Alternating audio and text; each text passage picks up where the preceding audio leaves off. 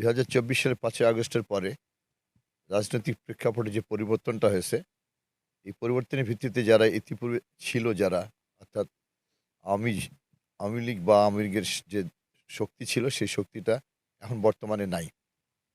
এখন আমরা যাদের সাথে লড়াই করছি এরা আমাদের সাথে ছিল। আমাদের সঙ্গে থেকেই আজকে তারা আমাদের বিরোধিতা করছে বা আজকে আমাদের বিরুদ্ধে তারা নির্বাচন করছে। সেই জায়গায় আমরা মনে করি যে নির্বাচনটা আমাদের জন্য একটু কঠিনই হবে। কারণ এদের যে সংগঠন সেই সাংগঠনিকভাবে এদের কর্মকাণ্ডগুলো পরিচালনা হয় একটু অন্যভাবে। আর আমরা যেটা রাজনৈতিক দল আমরা যে রাজনৈতিক দল করি আমাদের রাজনৈতিক কর্মকাণ্ডটা আরেক রকম। ওদের সাথে আমাদের রাজনৈতিক কর্মকাণ্ডের মিল হবে না। এদিক থেকে আমরা মনে করি যে আমরা যে পর্যায়ে আছি, বিশেষ করে চিরমন্দন খান সহ আমরা যে পর্যায়ে আছি সেই পর্যায়ে আমরা ইতিবাচক অবস্থায়ই আছি আমরা। প্রায় ৪ লক্ষ মানুষের সরাসরি পরিচয় হয়েছে আমার সাথে। আমার মা-বোনেরা পরিচিত হয়েছে এবং আমাদের যারা ভাইয়েরা আছেন তারাও আমার সঙ্গে পরিচিত হয়েছে এবং ছোট, ছোট বাচ্চারা যা আছে তাদের সাথেও আমাদের পরিচিতি ঘটেছে এই সময়ের মধ্যে। যদিও আমাদের দাবি ছিল যে পুরো সংস্কার করে নির্বাচন।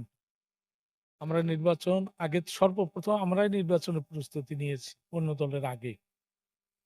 কিন্তু যে কোনো কারণেই হোক একটা দল পুরো সংস্কারটা করতে এইভাবে দিল না। যতটুকু আমরা ঐক্যমত পোষণ করেছিলাম বিভিন্ন সংস্কারের ব্যাপারে একমত হয়েছিলাম। বিএনপি থেকে শুরু করে সমস্ত দল। এগুলোও বাস্তবায়নের জন্য আমরা গণভোট চেয়েছিলাম। গণভোটটা হলে এটা সাংবিধানিক একটা মর্যাদা পেত।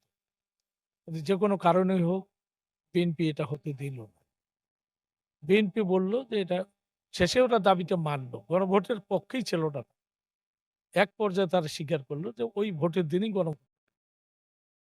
তাতে এর গুরুত্বটা অনেকটা কমে গেছে। যেটাই হোক এখন মোটামুটি নির্বাচনী মাঠে সবাই নেমে গেছে। আগামী নির্বাচনটা আমরা বিশ্বাস করি যে নির্বাচন অত্যন্ত সুষ্ঠু, নিরপেক্ষ এবং অর্থবহ নির্বাচন হবে বলে আমরা বিশ্বাস করি। অন্য কোনো